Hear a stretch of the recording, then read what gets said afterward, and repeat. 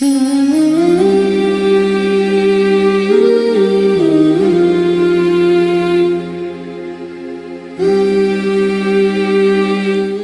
و ناظرین السلام علیکم۔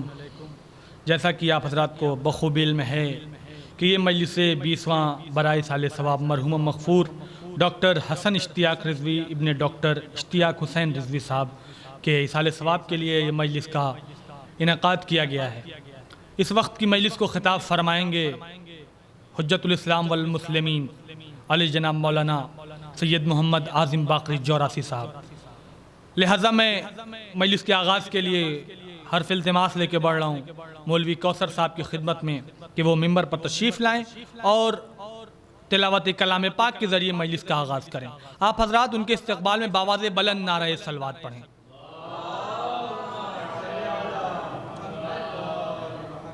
اعوذ باللہ من الشیطان الرجیم، بسم اللہ الرحمن الرحیم،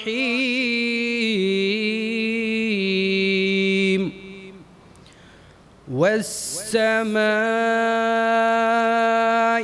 ذات البروج واليوم الموعود وشاهد ومشهود، قتل أصحاب الأخدود النار ذات الوقود،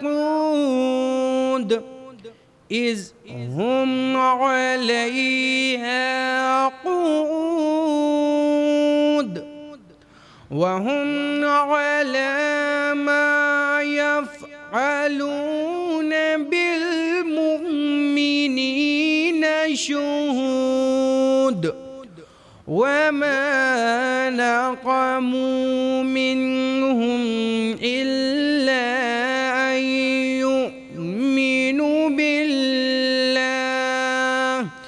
أن يؤمنوا بالله العزيز الحميد، الذي له ملك السماوات والأرض، والله على كل شيء شهيد، إن الذين فتنوا المؤمنين والمؤمنات والمؤمنات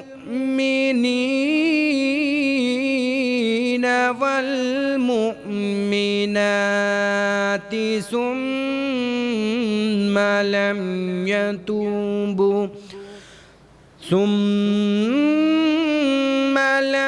يتوبوا فلهم عذاب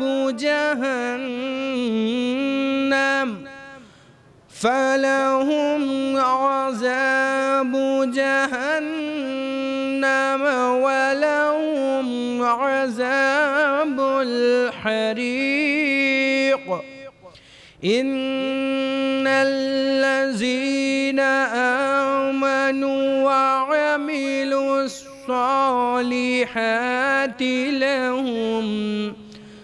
وعملوا الصالحات لهم جنات تجري من تحتها الأنهار، ذلك الفوز الكبير، إن بطش ربك لشديد، إنه هو يبدئ ويعيد، وهو الغفور الودود، ذو العرش المجيد، فعال لما يريد. مجيد هل أتاك حديث الجنود فرعون وثمود بل الذين كفروا في تكذيب والله من ورائهم محيط بل هو قرآن مجيد في لوح محفوظ صدق الله العلي العظيم.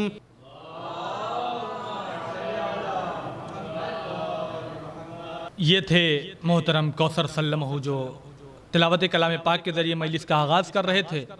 اب اس کے بعد میں حرف التماس لے کے بڑھ رہا ہوں محترم زوار حلوری صاحب کی خدمت میں کہ وہ ممبر پر تشریف لائیں اور اپنے کلام سے مومنین کے قلوب کو منور کریں. آپ حضرات ان کے استقبال میں بآواز بلند نعرہ صلوات پڑھیں.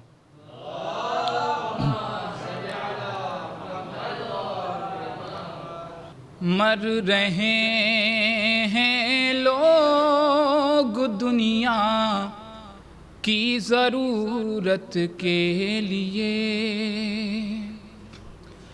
مر رہے ہیں لوگ دنیا کی ضرورت کے لیے، اور میں جیتا ہوں بس مولا کی مدحت کے لیے، اور میں جیتا ہوں بس مولا کی مدحت کے لیے. شعر ملاحظہ فرمائے گا. جب بھی دل کہتا ہے بابے علم کی مدحت کروں، جب بھی دل کہتا ہے باب علم کی مدحت کروں، لے کے قرآن بیٹھ جاتا ہوں تلاوت کے لیے، لے کے قرآن بیٹھ جاتا ہوں تلاوت کے لیے. مار کر مرحب کو جب پلٹا شہد الدل سوار، مار کر مرحب کو جب پلٹا شہد الدل سوار، سینکڑوں بوسے نبوت نے امامت کے لیے، سینکڑوں بوسے نبوت نے امامت کے لیے. آئے بلغ کے تیور کہہ رہے ہیں صاف صاف، آئے بلغ کے تیور کہہ رہے ہیں صاف صاف، ہو علی سا سورما تخت خلافت کے لیے، ہو علی سا سورما تخت خلافت کے لیے. مشکلوں میں دم کہاں جو میرے بازو شل کرے، مشکلوں میں دم کہاں جو میرے بازو شل کرے، میں اٹھاتا ہوں علم ہاتھوں میں طاقت کے لیے، میں اٹھاتا ہوں علم ہاتھوں میں طاقت کے لیے. اور یہ آخری اور دعائیہ شعر حاضر کر رہا ہوں. بس یہی ایک التجا ہے میرے یارا بے حسین، بس یہی ایک التجا ہے میرے یا رب حسین، ایک بہن زینب سی دے دے گھر کی زینت کے لیے، ایک بہن زینب سی دے دے گھر کی زینت کے لیے۔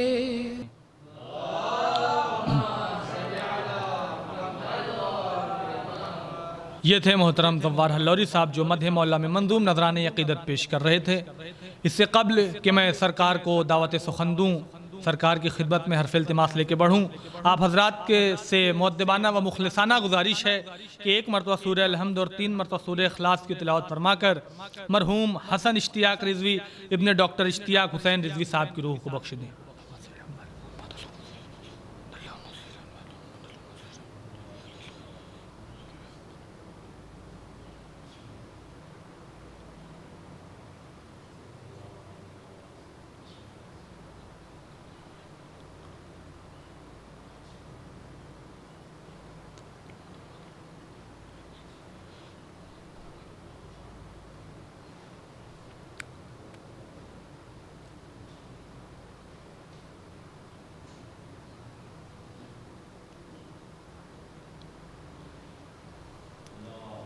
صلی اللہ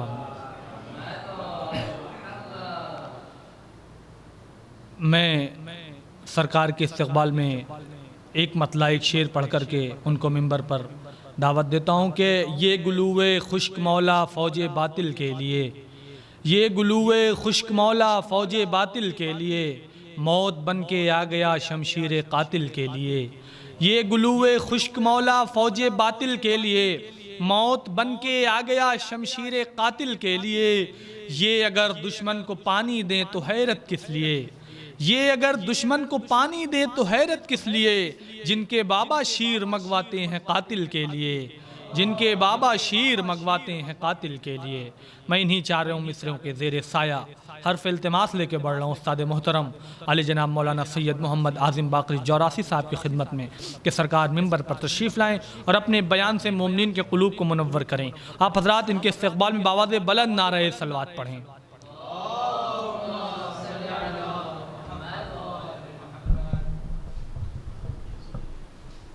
اعوذ باللہ من الشیطان الرجیم، بسم اللہ الرحمن الرحیم، الحمدللہ رب العالمین والصلاة والسلام علی سید الانبیاء والمرسلین، سیدنا و نبینا و شفیعنا بالقاسم محمد وعلی اہل بیت الطیبین الطاہرین المعصومین المظلومین، ولعنت اللہ علی اعدائہم اجمعین من یومنا ھذا الی قیام یوم الدین۔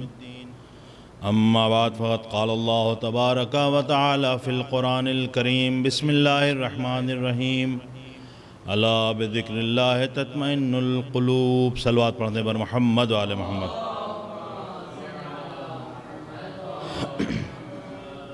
آپ حضرات سے گزارش ہے کہ ایک بار سورہ حمد اور 3 مرتبہ سورہ اخلاص کی تلاوت فرما کر ڈاکٹر حسن اشتیاق ابن ڈاکٹر اشتیاق حسین رضوی کی روح کو ارسال فرما دیں۔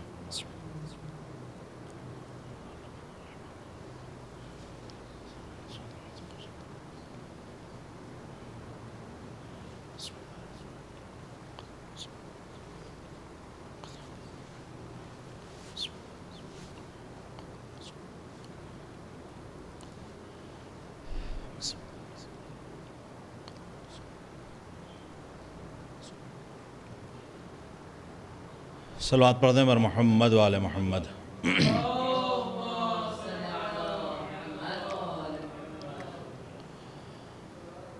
خلاق کائنات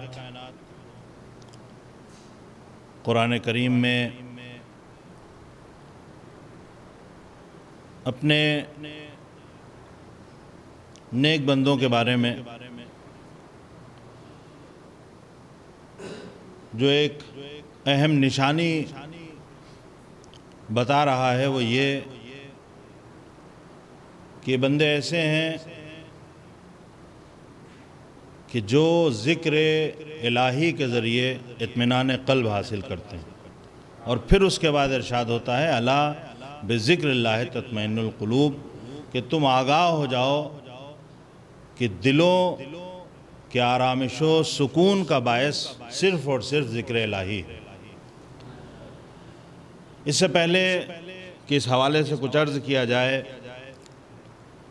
یہ جو دور چل رہا ہے اور جن حالات میں مجلس ہو رہی ہے، دو واقعے ہیں تاریخ سے، اور بہت مدد ملے گی ہمیں ان واقعات سے دور حاضر میں ہمیں کس انداز سے زندگی گزارنا چاہیے۔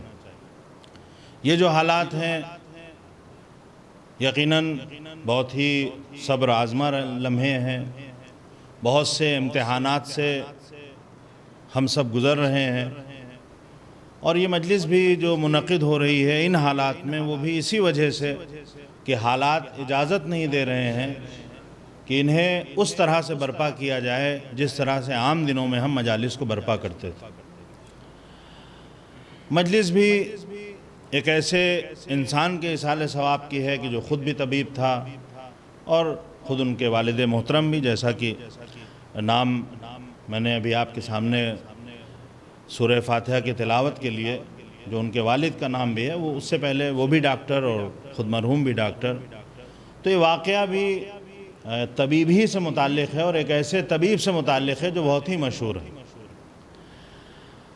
وہ طبیب ہیں جناب لقمان، حکیم ہیں، اور جناب لقمان کے بارے میں ایک واقعہ ملتا ہے کہ جس بستی میں رہتے تھے وہاں ایک اور حکیم آئے، اور انہوں نے بہرحال بعض لوگوں کے ذہن میں یہ ہوتا ہے کہ ہمیں خدمت کرنا ہے، اور بعض لوگ اگر کسی مقام اور منصب پر پہنچ جاتے ہیں تو ان کا مقصد خدمت نہیں ہوتا ہے، بلکہ وہ یہ چاہتے ہیں کہ انہیں پہچانا جائے، انہیں مانا جائے، اور صرف ان کی شناخت ہو، کوئی اور ان کے سامنے نظر نہ آئے۔ لیکن جن کا جذبہ خدمت کا ہوتا ہے وہ کبھی یہ نہیں دیکھتے ہیں کہ ہمارے ساتھ کتنے لوگ ہیں، بلکہ جتنے لوگ بھی ہوں انہیں وہ کبھی اپنے مقابل تصور نہیں کرتے ہیں، بلکہ ہمیشہ اپنا ساتھی مانتے ہیں۔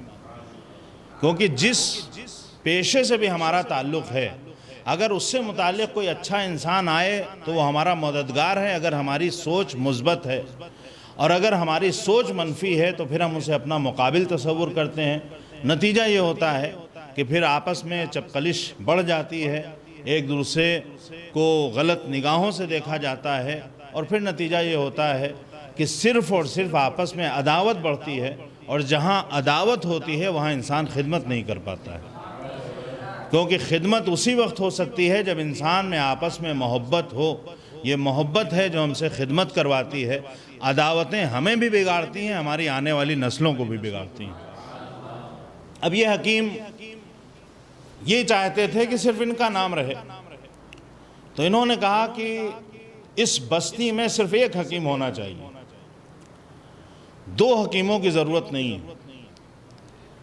تو اب یہ ہوا کہ کون یہاں رہے گا؟ تو انہوں نے کہا جس کو زیادہ آتا ہو وہ یہاں رکے، اور جس کا علم کم ہے وہ یہاں سے چلا جائے۔ کہا یہ کیسے پتہ چلے گا کہ کس کا علم زیادہ ہے؟ تو ان حکیم نے یہ کہا کہ ہم دونوں ایک دوسرے کے لیے زہر تیار کریں۔ دیکھیے یہ جذبہ عداوت ہے کہ وہ جس کا کام ہے، جس نے زہر پی لیا ہو اس کے جسم سے زہر کے اثرات کو دور کیا جائے، وہ یہ کہہ رہا ہے کہ ہم ایک دوسرے کو زہر پلائیں۔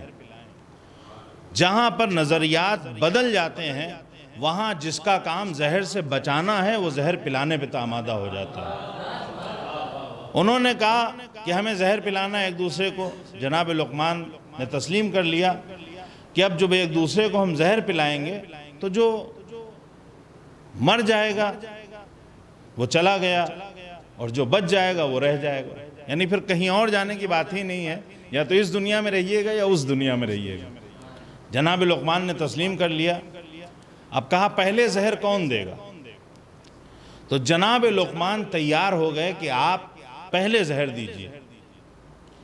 دیکھیے آج کل کی دنیا میں زہر پلانے میں پہل کرنا یہ ہر انسان میں آسانی سے آپ کو نظر آ جائے گا کہ دوسرے کو زہر دے دیا جائے، لیکن خود زہر پینا یہ ہر کس و ناکس کے بس کی بات نہیں ہے۔ جس کا راستہ صحیح ہو، جس کے یہاں علم پایا جائے، جس کا عقیدہ پختہ ہو، وہ اس بات کے لیے تیار ہوگا، ورنہ عام طور سے ہوتا یہ ہے کہ ہماری کوشش یہ ہوتی ہے کہ زہر پلا دیا جائے، ہم کسی کے بدلے زہر پیتے نہیں۔ اور جہاں جذبہ زہر پلانے کا ہو وہاں کامیابی نہیں ہوگی، جہاں جذبہ یہ ہو کہ ہم زہر پی لیں گے وہاں کامیابی ہے۔ آپ خاصان خدا کی تاریخ اٹھا کر دیکھ لیجئے، جہاں جذبہ ایثار و قربانی ہے وہاں کامیابی ہے۔ جہاں انسان یہ سوچا ہے کہ ہم دوسرے کو پھنسا دیں گے، دوسرے کو ذلیل کر دیں گے، دوسرے کو نیچا دکھا دیں گے، دوسرے کو زیر کر لیں گے، وہ انسان کبھی بھی کامیاب نہیں رہ سکتا ہے۔ یعنی اگر یہ کہا جائے کہ جہاں پہلے سر کو جھکا دیا جاتا ہے بارگاہ خداوندی میں، وہی انسان سر بلند ہوتا ہے۔ انہوں نے کہا ہم زہر پلائیں گے، جناب لقمان نے کہا ٹھیک ہے آپ زہر لے کر آئیے۔ یہ زہر لائے اور جناب لقمان نے پوری تیاری کی، ایک طبیب جو تیاری کرتا ہے، ایک حکیم، کہ اس زہر سے کیسے بچنا ہے۔ اور انہوں نے زہر پینے کے بعد وہ تمام احتیاط اور جو بھی دوائیں استعمال کرنی تھیں وہ سب کیا۔ نتیجہ یہ ہوا کہ جناب لقمان بچ گئے۔ کیوں بچ گئے؟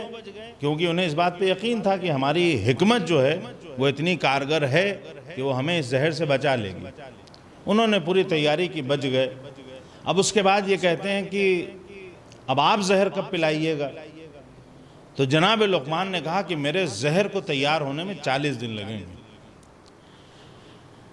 اب 40 دن عالم یہ تھا کہ جناب لقمان کے گھر کے پاس سے کوئی بھی اگر گزرتا تھا تو اندر سے دواؤں کے کوٹنے کی آواز آتی تھی۔ تو اب لوگ یہ کہتے تھے کہ بھائی لقمان کے یہاں بہت ہی خطرناک زہر تیار ہو رہا ہے۔ اور وہ حکیم بھائی ان کے اندر بھی ان کا بھی یہ دل چاہا کہ بھائی ہم بھی پتہ کریں آخر ہو کیا رہا ہے لقمان کے، یہ بھی ان کے گھر کے قریب کے پاس، گھر سے کے قریب سے گزرتے تھے۔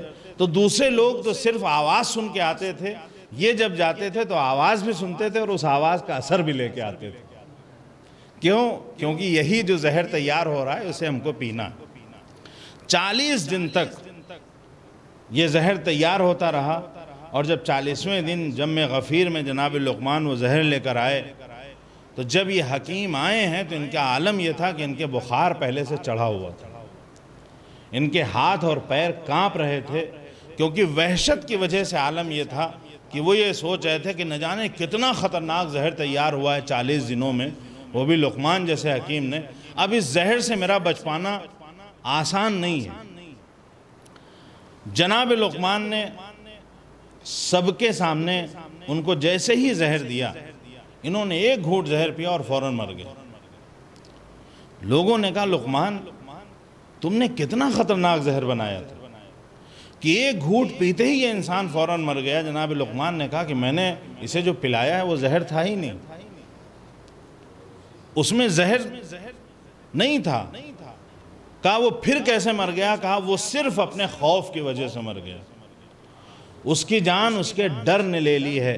عزیزوں آج کل کے حالات میں ایک پہلو یہ بھی ہے، ہمیں اس کا خیال رکھنا چاہیے کہ آج جو یہ بلا ہر طرف پھیلی ہوئی ہے، جو موذی مرض ہر طرف پھیلا ہوا ہے، لوگ پریشان ہیں، لیکن بہت سی جان اس وجہ سے بھی جا رہی ہے کہ ہم مرض سے نہیں مر رہے ہیں بلکہ ہم اس کے ڈر سے مرے جا رہے ہیں۔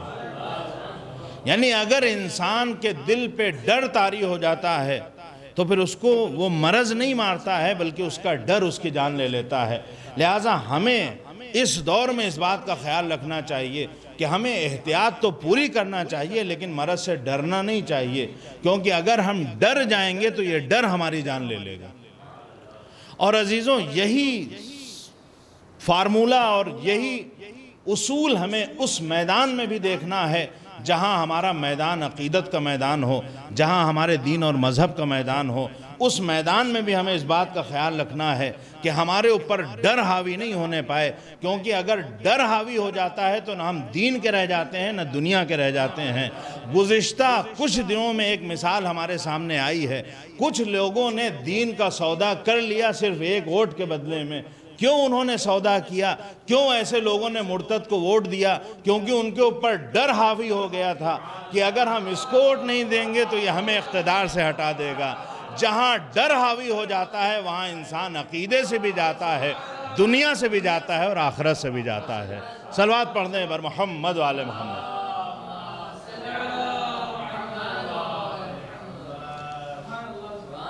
یہ ان کا ڈر ہے کہ جس کی وجہ سے انہوں نے ایسا عمل انجام دیا۔ اگر ان کے اندر ڈر نہ ہوتا تو کبھی بھی یہ لوگ ایسا قدم نہیں اٹھاتے۔ لہٰذا نہ ہمیں جہاں صحت کا معاملہ ہو ہمارے وہاں پہ نہ ہمیں ڈرنا چاہیے اور نہ ہمیں عقیدے کے میدان میں ڈرنا چاہیے۔ لیکن عزیزو دوسری طرف ایک اور پہلو ہے جس کا ہمیں خیال رکھنا ہو۔ یہ بھی ایک واقعہ ہمارے سامنے، اور یہ ماہ مبارک رمضان ہے اور یہ جو اس کا آخری عشرہ ہے یہ مولائے متقیان سے بھی منسوب ہے، اور اسی میں شبائے قدر بھی ہیں کہ جن میں ہمارا روایات میں بیان کیا گیا ہے کہ انہی شبوں میں جو بھی ہماری تقدیر ہے وہ لکھی جاتی ہے۔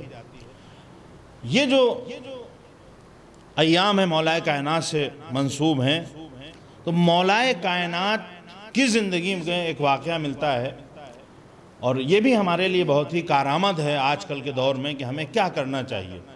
دیکھیے ایک طرف یہ ہے کہ ہمیں ڈرنا نہیں ہے، لیکن دوسری طرف احتیاط کا دامن بھی ہمیں ہاتھوں سے نہیں چھوڑنا ہے۔ مولائے کائنات ایک دیوار کے نیچے بیٹھے ہوئے تھے جو دیوار گرنے والی تھی۔ جب مولا نے دیکھا کہ دیوار گرنے والی ہے تو آپ اس ٹوٹی ہوئی دیوار جو گرنے والی تھی وہاں سے اٹھے اور الگ ہٹ کر دوسری جگہ جا کے بیٹھ گئے۔ تو بہت سے لوگ موقع کی تلاش میں رہتے تھے کہ کیسے موقع ملے اور ہم علی پر اعتراض کریں۔ تو انہی میں سے کسی نے جیسے یہ منظر دیکھا تو اس نے فوراً کہا یا علی اتفر من قضاء اللہ، اے علی کیا تم قضاء الہی سے فرار اختیار کر رہے ہو؟ یعنی اگر دیوار گرنے والی ہے تو یہ اللہ کا حکم ہے، دیوار کو گرنے دیجئے۔ دیوار گرے گی اور آپ کو موت آ جائے گی، موت آ جائے گی تو یہ قضاء الہی ہے۔ یہ جو آپ یہاں سے اٹھ کر جا رہے ہیں تو کیا آپ قضاء الہی سے فرار اختیار کر رہے ہیں؟ تو مولا نے بڑا خوبصورت جواب دیا۔ مولا نے کہا افر من قضاء اللہ الی قدرہ، کہ میں قضاء الہی سے قدر الہی کی طرف سفر اختیار کر رہا ہوں۔ قضاء الہی اگر میں یہاں بیٹھا رہوں گا تو قضاء الہی یہ ہے کہ یہاں پر جو بیٹھا رہے گا اس کی موت آ جائے گی، لیکن اگر میں اٹھ کر چلا جاؤں گا تو میری تقدیر میں یہ لکھا ہوا ہے، تقدیر میں لکھا ہوا ہے کہ اگر یہ احتیاط کریں گے تو بچ جائیں گے۔ اگر ہمارے سامنے ایک ایسا جام ہے کہ جس میں زہر ہے، اگر ہم اسے پی لیں گے تو ہمیں موت آ جائے گی، لیکن ہمارے تقدیر میں یہ بھی لکھا ہے کہ اگر یہ احتیاط کرے گا تو بچ جائے گا۔ یہ نہیں آپ کہیے کہ نہیں قضاء الہی ہے تو بیچ روڈ پہ چلنا شروع کر دیجئے۔ آپ ہائی وے پہ بیچ روڈ پہ چلنے لگیے اس لیے کیونکہ قضاء الہی ہے، اگر موت آنا ہے تو آ جائے گی۔ نہیں، یہ عقل مندی نہیں ہے، یہ دانش مندی نہیں ہے۔ آپ نے کہا ہمیں چھت پر جانا ہے اور چھت سے نیچے آنا ہے تو آپ اس کے لیے سیڑھیوں کا سہارا لیں گے۔ یہ نہیں ہے کہ آپ کہیں تو اب چھت سے نیچے آنا ہی ہے تو کود ہی جاؤ، اگر موت آنا ہوگی تو آ جائے گی۔ تو یقیناً اگر آپ یوں ہی کود جائیں گے تو موت آ جائے گی، کیونکہ جو تقدیر الہی ہے اس میں یہ لکھا ہوا ہے کہ اگر یہ بندہ احتیاط کرے گا تو اگلے 2-4 سال تک زندہ رہے گا، اگر احتیاط نہیں کرے گا تو اسی وقت موت آ جائے گی۔ لہٰذا ہمیں بھی اس بات کا خیال رکھنا ہے کہ ہم یہ ڈرے نہیں، یہ اپنی جگہ پر ہے، لیکن اس کا مطلب یہ نہیں ہے کہ ہم کوئی احتیاط نہ کریں۔ ہمارے مراجع بھی ہم سے یہی کہہ رہے ہیں کہ اس وقت جو موذی مرض پھیلا ہوا ہے ہمیں احتیاط کرنا چاہیے، احتیاط کا دامن ہاتھ سے نہیں چھوڑنا چاہیے۔ یہ ہمارے مولا کی تعلیم ہے، ائمہ کی تعلیم ہے۔ جب مولائے کائنات احتیاط کر سکتے ہیں تو ہم کون ہوتے ہیں جو احتیاط نہ کریں؟ صلوات پڑھ دیں بر محمد و آل محمد۔ اس سے بہتر نعرہ صلوات۔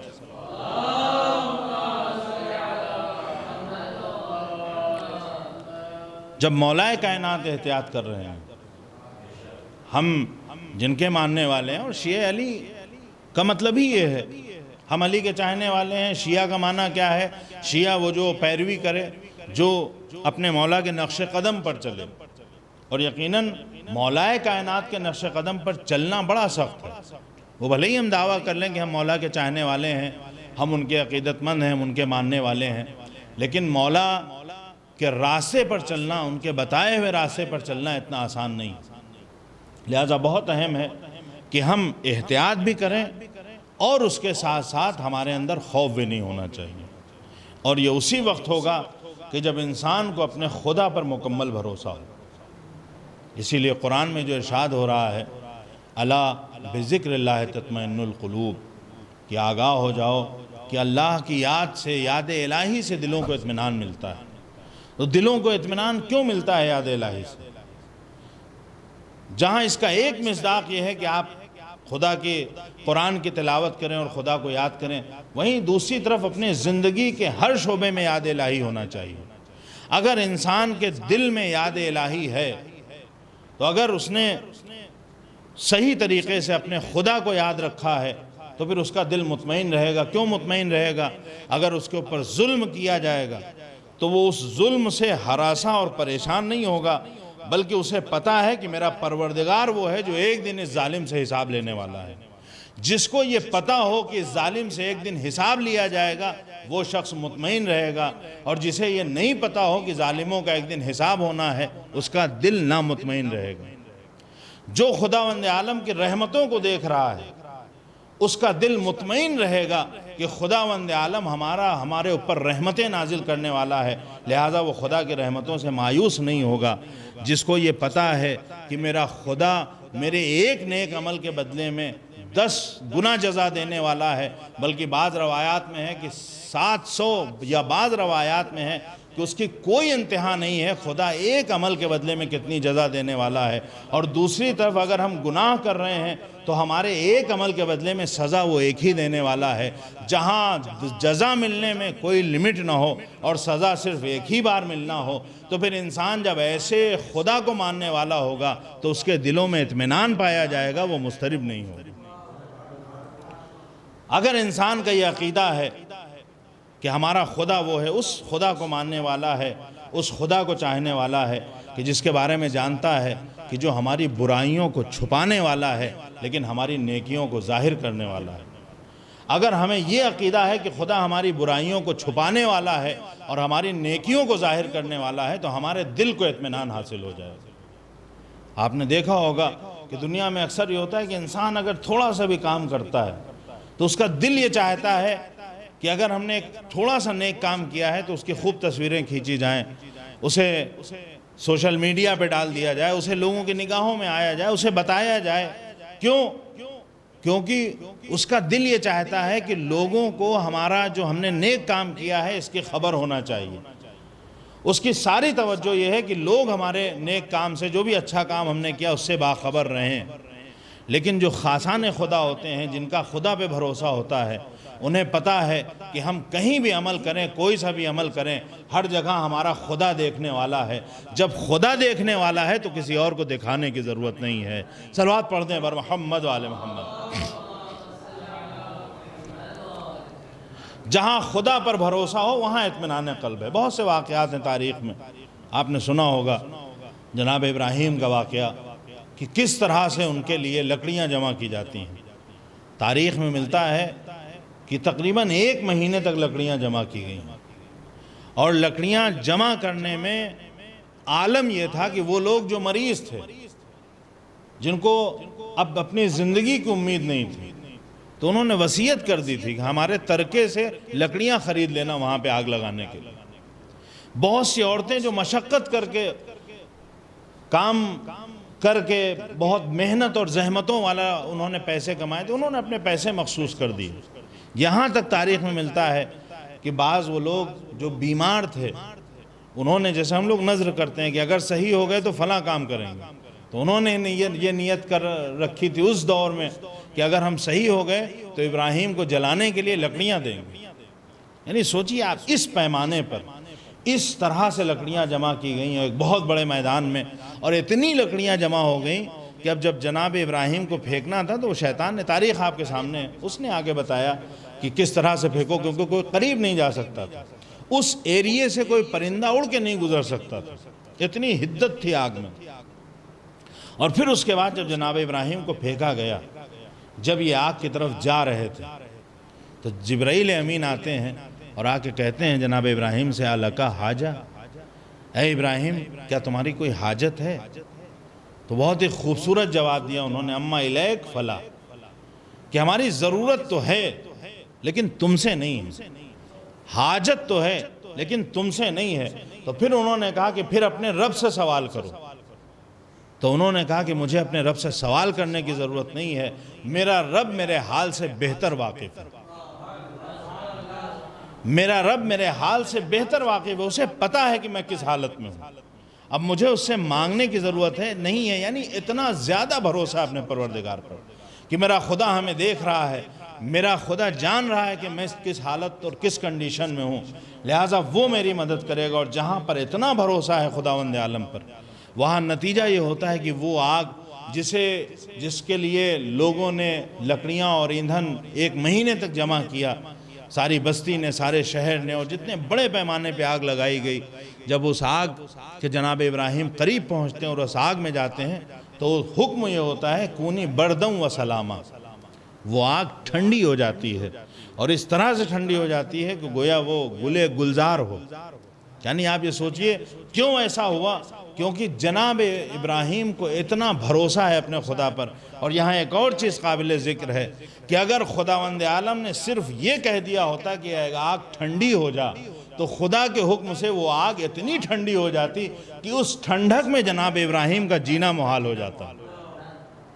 لہٰذا صرف یہ نہیں کہا گیا کہ ایک آگ ٹھنڈی ہو جا، بلکہ اس کے ساتھ ساتھ یہ بھی کہا کہ بردوں یعنی ٹھنڈی بھی ہونا ہے، لیکن اس کے ساتھ ساتھ سلامہ کی شرط بھی لگا دی کہ تمہیں اتنا ٹھنڈا نہیں ہونا ہے کہ ابراہیم کو اذیت پہنچ جائے۔ صلوات پڑھنے ہیں بر محمد و آل محمد۔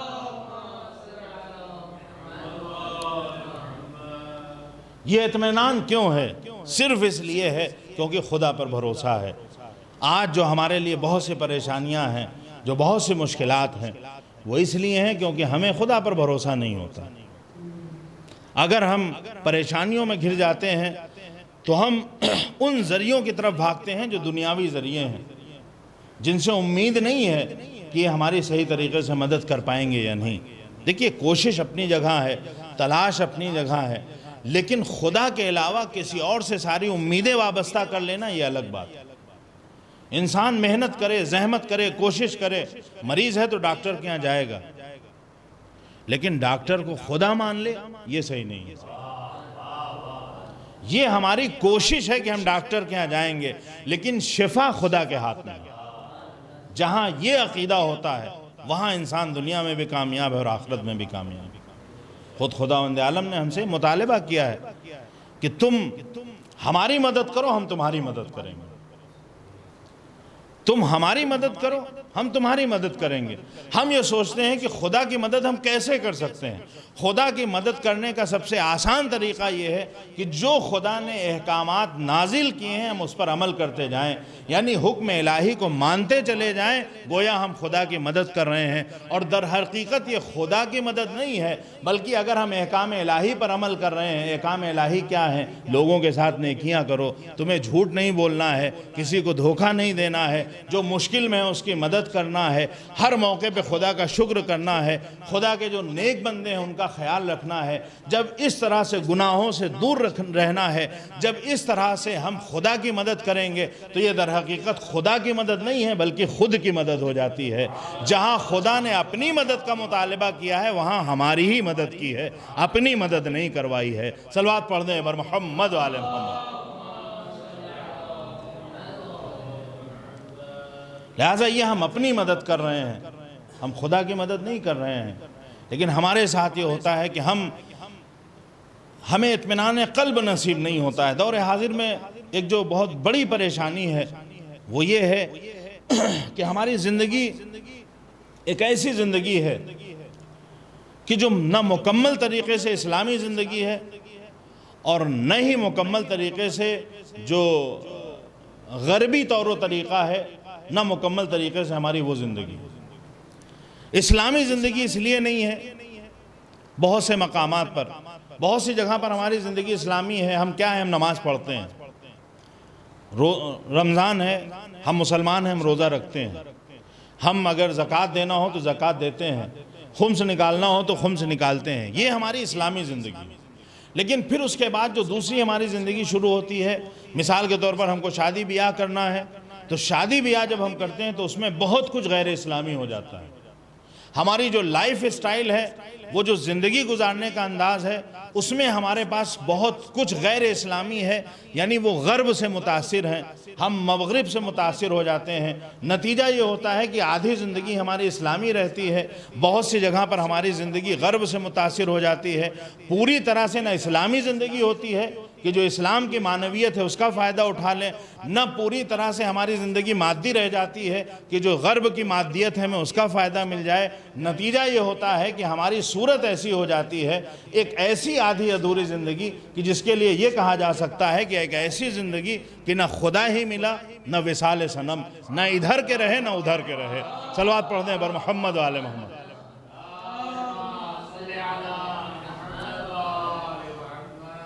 نہ خدا ہی ملا نہ وصال صنم، نہ ادھر کے رہے نہ ادھر کے رہے، ایک ایسی زندگی کہ جو آدھوری اسلامی ہے آدھی زندگی، اور آدھی زندگی غیر اسلامی ہے۔ کیوں؟ دیکھیے، اسلام میں اگر اہمیت ہے، دین میں اگر اہمیت ہے تو معنویت کی ہے، اور اگر غرب کی آئیڈیالوجی دیکھیے تو وہاں اگر اہمیت ہے تو مادیت کی اہمیت ہے، وہاں دین کی بہت زیادہ اہمیت نہیں ہے۔ تو ایک وہ دین، ایک وہ معاشرہ ہے جہاں معنویت کی اہمیت ہے، ایک وہ معاشرہ ہے جہاں مادیت کی اہمیت ہے۔ غرب کا سوچنا یہ ہے کہ جتنا بھی آرام اور آسائش ہے وہ ہمیں حاصل کرنا ہے، یعنی جسمانی اعتبار سے اگر ہمیں سکون حاصل کرنا ہے تو مادی اعتبار سے ہمیں سکون حاصل کرنا چاہیے۔ اسلام یہ کہہ رہا ہے کہ نہیں، اصل سکون اس وقت حاصل ہوگا جب تم روحانی سکون حاصل کرو۔ اور اسی لیے آپ دیکھ لیجئے کہ غرب میں اتنی دولت ہونے کے باوجود، سب کچھ ہونے کے باوجود، وہاں پر بہت سے ایسے لوگ نظر آ جائیں گے جو آئے دن خودکشی کرتے ہیں۔ جو خودکشی کرنے والے ہیں وہ بھوکے پیٹ ہونے کی وجہ سے خودکشی نہیں کرتے، وہ اس لیے خودکشی نہیں کرتے کہ ان کے پاس روپیہ پیسہ نہیں ہے، نہیں، ان کے پاس سب کچھ ہے، لیکن ایک مقام پر وہ ایسی جگہ پہنچ جاتے ہیں کہ میرے پاس دولت بھی ہے، اقتدار بھی ہے، سب کچھ ہے، لیکن میرے قلب کو سکون نہیں ہے، میرے دل کو سکون نہیں ہے۔ نتیجہ یہ ہوتا ہے کہ وہ اس دنیا سے منہ موڑ لیتے ہیں۔ اسلام یہ سکھاتا ہے کہ تمہیں اگر سکون حاصل کرنا ہے تو اپنے قلب کو اطمینان دلاؤ، اور قلب کو اسی وقت اطمینان ملے گا جب تم ذکر الہی کرو گے، خدا کو یاد کرتے جاؤ، دل کو اطمینان حاصل ہوتا جائے گا۔ صلوات پڑھ دیں بر محمد و آل محمد۔ اور اسی لیے آپ دیکھیے، معصومین کی مثال اپنی جگہ پر ہے۔ دور حاضر میں اگر ہم مثال پیش کریں، جو ہمارے علماء ہیں، جو مراجع ہیں، یا جو انقلاب اسلامی آیا، اس انقلاب کے روح رواں امام خمینی، ان کی زندگی میں ایسے بہت سے واقعات ملتے ہیں۔ جب ان کے ہاں پارلیمنٹ پہ اٹیک ہوا تھا، ابھی نیا انقلاب آیا ہے، اور اس اٹیک میں جس میں بم رکھ دیا گیا تھا اسمبلی میں، 72 لوگ شہید ہوئے تھے، اور 72 لوگ معمولی لوگ نہیں تھے، بہترین علماء، بہت ہی ذہین لوگ وہ شہید ہو گئے تھے۔ ایک ایسا ملک جس میں ابھی انقلاب آیا، اور اس کے جو چنندہ 72 دماغ ہیں، وہ 72 دماغ اگر ایک وقت میں جدا ہو جائیں تو سوچئے اس ملک کی کیا حالت ہوگی، اور اس خبر کو سننے کے بعد اس شخص کی کیا حالت ہوگی جو انقلاب لے کر آیا ہے، جس نے اتنی زحمتیں اٹھائیں۔ تو جیسے ہی یہ خبر لوگوں کو پتہ چلی، امام خمینی کے جو بڑے فرزند تھے جناب مصطفیٰ خمینی، تو انہوں نے جب یہ خبر سنی تو انہوں نے سوچا کہ اگر امام خمینی نے یہ خبر سن لی تو نہ جانے ان کے اوپر کتنا اثر ہو اور وہ کتنا پریشان ہو جائیں۔ تو انہوں نے ریڈیو پہ خبر آنی تھی، یہ نماز کا وقت تھا، یہ گئے اور چپکے سے انہوں نے سوچا کہ لاؤ امام خمینی کے پاس سے ریڈیو اٹھا کے الگ کر دیں۔ اس دور میں آج کل کی طرح انٹرنیٹ نہیں تھا، آج کل کی طرح ٹیلی ویژن وغیرہ اس طرح سے نہیں تھا، وہ امام خمینی کے پاس بھی ایک ریڈیو تھا۔ انہوں نے سوچا کہ لاؤ ریڈیو اٹھا لیں۔ ریڈیو اٹھا کے جب یہ کمرے سے نکلنے لگے تو امام خمینی نے ایک بار سر اٹھایا اور کہنے لگے کہ میں اس خبر کو سن چکا ہوں، مجھے اس حادثے کے بارے میں پتہ چل چکا ہے، یعنی تمہیں یہاں سے ریڈیو لے جانے کی ضرورت نہیں ہے. اور جب یہ کہہ رہے تھے تو ان کے اطمینان میں کوئی فرق نہیں تھا. یہ اتنا اطمینان اور سکون کیوں ہے؟ کیونکہ یہ وہ لوگ ہیں جو کربلا والوں کے راستے پر چلنے والے ہیں. اگر آپ کربلا کی تاریخ اٹھا کر دیکھ لیں، اطمینان قلب کا عالم یہ ہے کہ جناب زینب نے کیا جواب دیا تھا جب ان سے کہا گیا ہے کہ کربلا میں دیکھو کیا ہوا ہے تمہارے ساتھ. تو جناب زینب نے پلٹ کر یہی کہا تھا، ما رأیت الا جمیلا، کہ ہم نے سوائے اچھائی کے کچھ دیکھا ہی نہیں. جسے خدا پر بھروسہ ہے وہ آزمائشوں کو، بلاؤں کو، مصیبتوں کو ہمیشہ مثبت معنی میں لیتا ہے کہ اگر خدا نے میرے لیے بلا یہ رکھی ہے تو اس بلا میں میرا کوئی بھلا بھی ہوگا. صلوات پڑھ دیں بر محمد والے محمد. یعنی ایسا نہیں ہے کہ یہ جو دنیا ہے اس میں جو حادثے ہو رہے ہیں وہ ایسے ہی ہو جاتے ہیں. اگر کوئی یہ سوچتا ہے کہ اس کے لیے کوئی پلاننگ نہیں ہے، بس جو کچھ ہو رہا ہے زندگی میں یوں ہی ہوا جا رہا ہے، تو یہ حقیقت نہیں ہے. بلکہ ہماری زندگی کا ہر لمحہ، ہر سانس خداوند عالم نے جو کچھ ہماری زندگی میں تجویز کر دیا ہے، جو طے کر دیا، اس سے ہٹ کر نہیں ہے. ہاں مصیبتیں ہیں، آج کل کے جو حالات ہیں، بہت سے لوگ اس دنیا سے اٹھ گئے ہیں اس موذی مرض کی وجہ سے.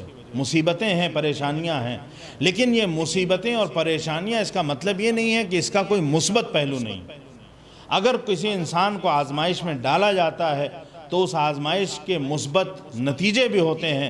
کبھی کبھی انسان اس مثبت نتیجے کو دیکھ لیتا ہے، کبھی کبھی ان کو درک کر لیتا ہے، اور کبھی ایسا ہوتا ہے کہ انسان سمجھ نہیں پاتا ہے کہ اس کی بھلائی کس میں ہے. لیکن ایسا نہیں ہے کہ خداوند عالم نے اگر آزمائش رکھی ہے تو اس کا کوئی مثبت نتیجہ ہمارے لیے ظاہر نہ ہوگا. لہذا عزیزوں، اگر ہمارے دل کو اطمینان ہے، اگر ہم اس بات پر ہمیں اس بات پر یقین ہے کہ خداوند عالم جو بھی کرے گا وہ ہمارے حق میں بہتر ہوگا، تو پھر ہمارے دل کو ہمیشہ اطمینان حاصل رہے گا. اور اگر انسان کو خدا پر بھروسہ نہیں ہوتا ہے تو پھر وہ ادھر ادھر سہارے تلاش کرتا ہے، اور ان سہاروں کے جو غیر خدا کے علاوہ جو انسان سہارے تلاش کرتا ہے، اس سے اس کو اور پریشانیوں میں اضافہ ہوتا ہے. یہاں پر ایک اور مثال میں پیش کر دوں جناب یوسف کی. آپ کے سامنے پورا واقعہ ہے، اور سیریل بھی آپ نے دیکھا ہوگا کہ جناب یوسف کچھ عرصہ قید میں رہے ہیں. اور جب یہ قید میں گئے تھے اور ایک قیدی چھٹنے والا تھا تو انہوں نے اس سے کہا تھا کہ جاؤ اور جا کے جو بھی عزیز مصر ہیں ان سے میرے بارے میں بتا دینا.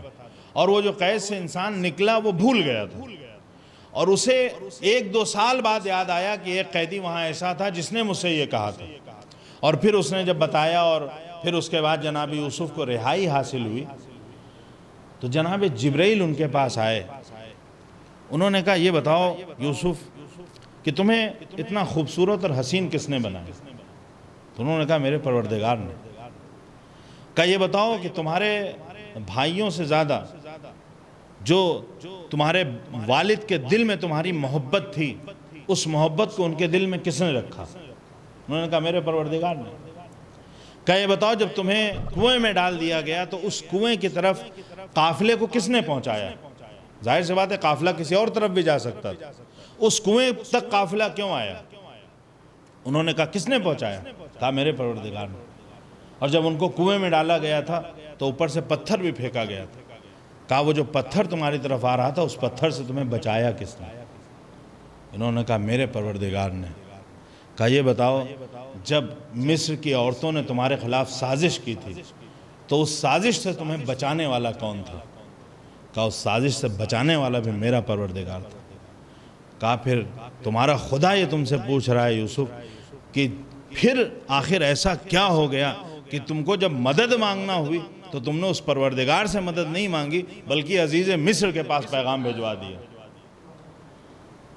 اور یہ جو تم کچھ سال زیادہ رہے ہو جیل میں، یہ اس وجہ سے کہ تم نے خدا سے مدد نہیں مانگی تھی، بلکہ اس قیدی سے کہہ دیا کہ جا کے عزیز مصر سے کہہ دو کہ ایک قیدی یہاں پر ہے. یعنی تم نے خدا کے علاوہ کسی اور سے مدد مانگنا چاہی.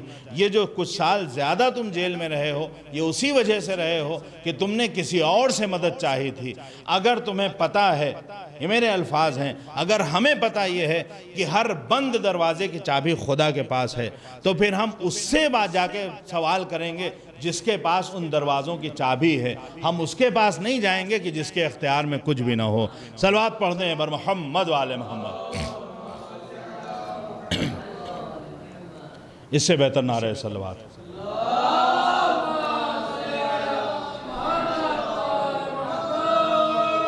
لہذا یہ خاصان خدا ہیں۔ ظاہر سے بات ہے ان کی جو امتحان اور ان کے آزمائش کی جو سطح ہے وہ بہت اونچی ہے۔ ہم سب سے اس معیار پر امتحان نہیں لیا جائے گا، اس طرح سے آزمائش نہیں ہوگی، لیکن پھر بھی یہ واقعات بتائے جا رہے ہیں اس لیے تاکہ یہ سمجھیے کہ کس طرح سے خداوند عالم یہ چاہتا ہے کہ اگر اس نے تمام نعمتوں کو دینے والا وہ ہے تو سوال بھی اسی سے کیا جائے۔ جناب یوسف کی خطا یہ تھی کہ حسن دینے والا خدا ہے۔ جناب یوسف کے دل میں، جناب یعقوب کے دل میں ان کی محبت پیدا کرنے والا تمام فرزندوں سے زیادہ خدا تھا۔ ان کو اس کنویں سے نکالنے والا خدا ہے، اس خطرے سے بچانے والا خدا تھا۔ ان کو ان عورتوں کا جو جال تھا اس سے نکالنے والا خدا ہے۔ لیکن ان تمام نعمتوں کے باوجود انہوں نے مدد ایک پل کے لیے ایک ایسے انسان سے چاہی جو خدا نہیں بلکہ غیر خدا تھا۔ لہٰذا خداوند عالم کو یہ گوارا نہ ہوا کہ ہمارے رہتے ہوئے جو ہمارا خاص بندہ ہے وہ کسی اور سے مدد طلب کرے، لہٰذا ان کی قید کی مدت میں اضافہ ہو گیا۔ بس عزیزوں، اسی طرح سے ہوتا ہے کبھی کبھی جب ہم آزمائش میں مبتلا ہوتے ہیں تو ہم بجائے یہ کہ خدا سے سوال کریں، ہم خدا سے طلب کریں، ہم اکثر شکوہ کرنے لگتے ہیں۔ نتیجہ یہ ہوتا ہے کہ ہماری آزمائشوں میں اضافہ ہوتا چلا جاتا ہے، کیونکہ اگر نعمتیں ملیں تو ہمیں شکر کرنا چاہیے۔ اگر ہماری آزمائش ہو رہی ہے تو یہ بھی ایک طرح سے نعمت ہے، کیونکہ خدا نے ہمیں اس لائق سمجھا ہے کہ وہ ہماری آزمائش اور ہمارا امتحان لے رہا ہے۔ کیونکہ استاد جب امتحان لیتا ہے، اگر سسٹم کی مجبوری نہ ہو اور اپنے اختیار میں ہو تو استاد ایسے ہی طالب علم کا امتحان لے گا جس کے اندر صلاحیت پائی جاتی ہو، اس کا امتحان نہیں لیا جاتا ہے جس کے اندر کوئی صلاحیت نہ ہو۔ صلوات پڑھ دیں بر محمد و آل محمد۔ لہٰذا عزیزوں، اگر خداوند عالم ہمارا امتحان لے رہا ہے، ہماری آزمائش لے رہا ہے، تو اس نے ایک طرح سے ہم کو اس لائق جانا ہے۔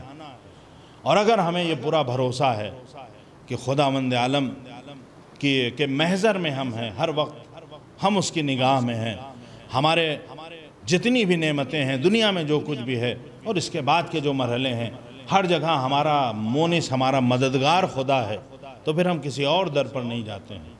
اور اگر انسان کسی اور در پہ جا کے سر جھکاتا ہے تو یقیناً وہ ذلیل و خوار ہوتا ہے۔ خود حدیث قدسی ہے کا ایک جملہ ہے کہ جس میں ارشاد ہوتا ہے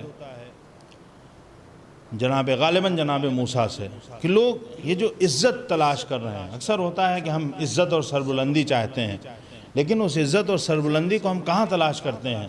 ہم صاحبان اقتدار کی چوکھٹ پہ پہنچ جاتے ہیں۔ ہمیں لگتا ہے کہ یہ ہمیں عزت دینے والے ہیں، لیکن دوسری طرف خدا ارشاد فرما رہا ہے کہ عزت کو ہم نے کہاں رکھا ہے؟ قیام لیل میں۔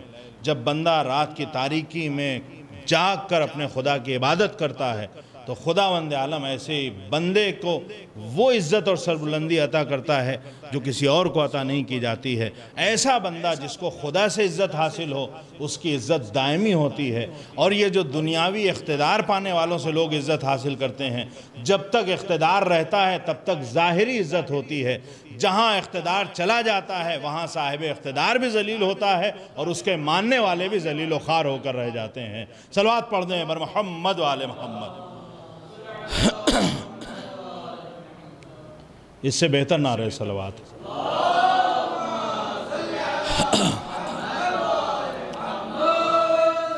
لہذا اگر اطمینان قلب حاصل کرنا ہے تو ہمیں خداوند عالم سے لو لگانا، اور ہمارا نظریہ ہمیشہ مثبت ہونا چاہیے۔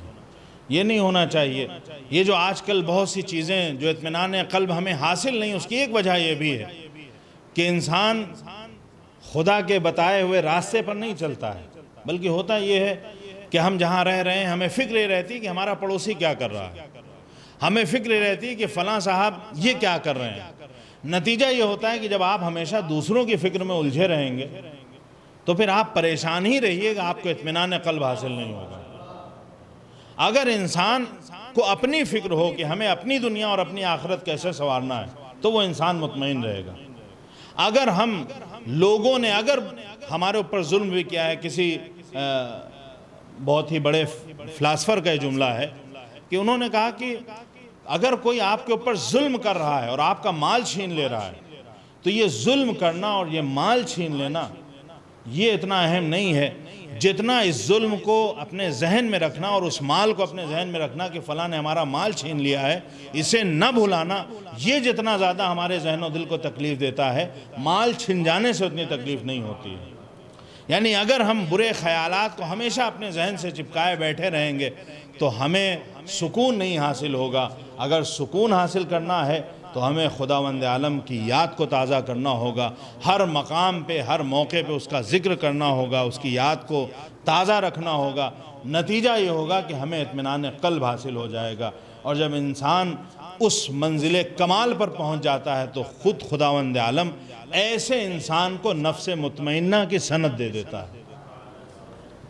اور یہ نفس مطمئنہ کی سند اسی وقت ملتی ہے کہ جب وہ انسان کمال خاطر کے ساتھ تمام مصیبتوں کو برداشت کرنے کے بعد اس کمال کے ساتھ، کمال اطمینان کے ساتھ بارگاہ خداوندی میں امتحان دیتا ہے۔ معصومین کی زندگی میں بہت سے ایسے مرحلے آئے ہیں، بس ایک واقعہ اور ربط مصائب۔ اور آج کل کی دنیا میں اگر دیکھا جائے تو جو سب سے بڑی پریشانی ہے وہ یہی ہے کہ لوگوں کے پاس اگر دولت ہے تو اطمینان نہیں ہے، اگر ان کے پاس بنگلہ ہے، گاڑی ہے، روپیہ ہے، پیسہ ہے، پھر بھی اطمینان نہیں ہے۔ ایسے لوگ جن کا تعلق اہل بیت سے نہیں ہے، ان کے یہاں دولت تو ہے لیکن اطمینان نہیں ہے، لیکن جس کا رابطہ اہل بیت سے قوی ہے اس کے یہاں دولت ہو یا نہ ہو کوئی فرق نہیں پڑتا ہے، اس کے اطمینان قلبی میں کوئی فرق نہیں دکھائی دیتا، کیونکہ اہل بیت سے رابطہ ہے۔ بہت سے واقعات ملتے ہیں کہ جس میں معصومین نے دکھایا ہے کہ کس طرح سے ان کے یہاں اطمینان قلبی پایا جاتا ہے۔ یہاں تک کہ بعض موقع ایسے ہوئے کہ گھر میں، پانچویں امام کا واقعہ ہے، دامن وقت میں گنجائش نہیں ہے، کہ آپ کے فرزند کی رحلت ہو جاتی ہے لیکن آپ اپنے مہمانوں کے سامنے ایسے بیٹھے ہوئے ہیں کہ جیسے کچھ ہوا نہیں۔ اور جب کسی نے سوال کیا کہ ابھی اندر سے رونے کی آواز آ رہی تھی اور اب آپ جو باہر آئے ہیں تو آپ کے چہرے پر اطمینان ہے، آخر وجہ کیا ہے؟ تو آپ نے کہا کہ ہم جو خدا ہمیں جس حال میں رکھنا چاہے ہم راضی ہیں۔ اگر انسان یہ سوچ لے کہ جو کچھ ہے وہ خدا کی مرضی سے ہو رہا ہے تو پھر چاہے جتنی مشکلات ہو جائیں لیکن ان سب کے باوجود ہمیں یہ جملہ تاریخ میں نظر آتا ہے، ما رأیت الا جمیلا، کہ سوائے اچھائی کے میں نے کچھ نہیں دیکھا۔ عزیزوں، یہ ایام جو ماہ مبارک رمضان کا آخری عشرہ ہے یہ ہمارے امام سے منسوب ہے۔ کون امام؟ مولائے متقیان، وہ امام کہ جس نے ساری زندگی، جس کے عمل نے ہمیں دکھایا کہ اطمینان قلبی ہوتا کیا ہے، کس طرح سے خدا پر بھروسہ رکھنا چاہیے، کس طرح سے ایک خدا کا خاص بندہ اپنی زندگی گزارتا ہے۔ لیکن عزیزوں، وہی ہمارے امام ہیں، اور ان امام کے ساتھ سلوک یہ کیا جاتا ہے کہ جب وہ سجدے کے عالم میں ہیں، یعنی وہ مقام عبادت میں، عبادت کی معراج وہ مقام ہے جب بندہ سجدے میں ہوتا ہے۔ عبادت نماز ہے، اپنی جگہ پر بہترین عبادت ہے، لیکن نماز میں بھی وہ مقام سب سے افضل ہے جب انسان سجدے میں ہو۔ جب خدا کا بہترین بندہ سجدے میں ہے، یعنی بہترین مقام پر اور بہترین عبادت کے موقع پر ہے، اس وقت آپ کے سر پہ ضربت لگائی جاتی ہے۔ عزیزوں، ادھر مولا کے سر پہ ضربت لگتی ہے اور ایک کوہرام برپا ہو جاتا ہے۔ مولائے کائنات نے آواز صدا بلند کی ہے، فزت رب الکعبہ، رب کعبہ کی قسم میں کامیاب ہوا۔ گویا مولا یہ اعلان کر رہے ہیں کہ زندگی کا یہ جو آخری لمحہ ہے، اس لمحے تک میں نے زندگی ایسی گزاری ہے کہ جو سراسر کامیابی کی زندگی ہے، جس میں کہیں سے ناکامیابی کا ذرا سے شائبہ بھی نہیں پایا جاتا ہے۔ عزیزوں، مسجد کوفہ میں آپ پر ظلم کیا جاتا ہے، ابن ملجم مرادی نے ظلم کیا ہے، ایک بار کوہرام برپا ہو جاتا ہے، فوراً ہی امام حسن علیہ السلام تشریف لے آ جاتے ہیں، بچے دوڑ کر آ جاتے ہیں، مولائے کائنات خاک و خون میں غلطہ ہیں، لیکن آپ کے پاس فرزند آ جاتے ہیں، آپ کو سہارا دینے کے لیے آپ کو اٹھا کے بیت الشرف کی طرف لے جایا جاتا ہے۔ اس انداز میں لے جا رہے ہیں کہ آپ کو ایک چادر پر لٹال دیا ہے اور اس چادر کے گوشے پکڑ کے لوگ گھر کی طرف چلتے ہیں۔ ابھی گھر کے نزدیک پہنچے تھے کہ ایک بار مولا نے اپنے ساتھیوں سے کہا کہ تم لوگ یہیں سے واپس چلے جاؤ۔ ساتھیوں کو شاید یہ بات گوارا نہ ہوئی، کیوں مولا ہمیں اپنے سے دور کرنا چاہتے ہیں، لیکن مولا نے کہا کہ میں نہیں چاہتا ہوں کہ جب تم میرے گھر کے قریب پہنچو گے تو میری بچیاں جب اس عالم میں مجھے دیکھیں گی تو ان کے گریے کی آواز بلند ہوگی۔ میں نہیں چاہتا کہ زینب ام کلثوم کے گریے کی صدائیں اغیار کے کانوں تک پہنچے۔ جی چاہتا ہے ہاتھوں کو جوڑ کے عرض کروں، مولا یہ جو آپ کے ساتھ آنے والے ہیں یہ آپ کے خاص چاہنے والے تھے، یہ آپ کے خاص اصحاب تھے، لیکن مولا کل ذرا کوفے اور شام کی راہوں میں آ جائیے، یہی زینب ام کلثوم ہے، انہیں دیار بدیار پھرایا جا رہا ہے اور منادی یہ ندا دے رہا ہے، اے لوگوں آؤ تماشا دیکھو، یہ خاندان عصمت و طہارت کی بیویاں ہیں۔ ہاں عزیز و مولا کا جب آخری وقت آتا ہے، طبیب نے جب مایوسی کا اظہار کیا، اس نے ایک آخری چیز تجویز کی تھی کہ اگر ہو سکے تو جتنا ہو سکے مولا کے لیے دودھ مہیا کر دیجئے۔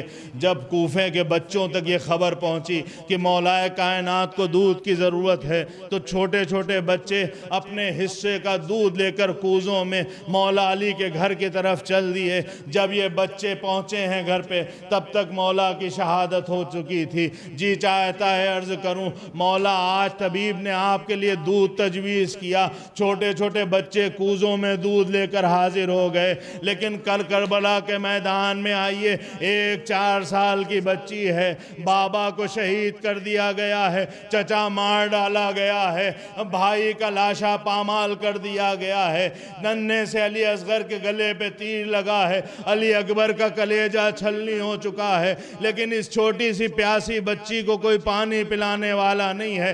ہاں وہاں بھی لوگ آئے تھے لیکن ان کے ہاتھوں میں کوزے نہ تھے، وہ درے لے کر آئے ہیں، کوئی تازیانہ مارتا ہے، کوئی تماچا مارتا ہے، کوئی گوشوارے چھینتا ہے۔ ہاں عزیزوں ایک ننھی سی بچی ہے، وہ کبھی نشیب کا رخ کرتی ہے، شاید اپنے بابا یا چچا کو پکار رہی ہے، کبھی نجف کا رخ کرتی ہے، اے میرے دادا میری مدد کو آئیے، لیکن ایک بار نشیب سے آواز آتی ہے، الیہ الیہ سکینہ، اے میری بچی میری آغوش میں آ جا، واہ حسینہ واہ مظلومہ۔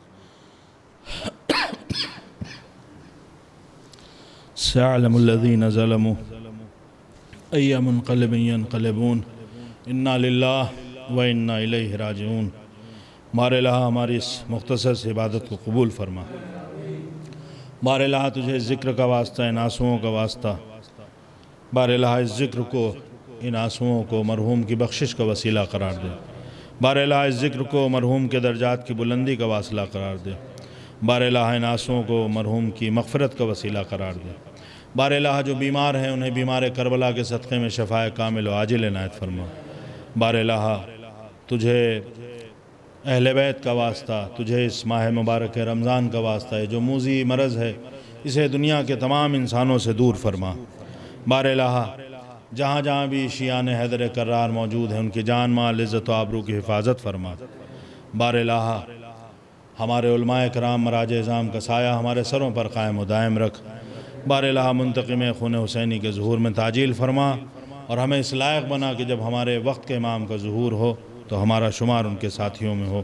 آپ حضرات سے گزارش ہے کہ ایک بار سورہ حمد اور 3 مرتبہ سورہ اخلاص کی تلاوت فرما کر ڈاکٹر حسن اشتیاق رضوی ابن ڈاکٹر اشتیاق حسین رضوی کی روح کو ارسال فرما دیں۔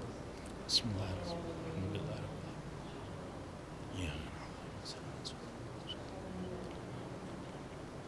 بسم اللہ الرحمن الرحیم۔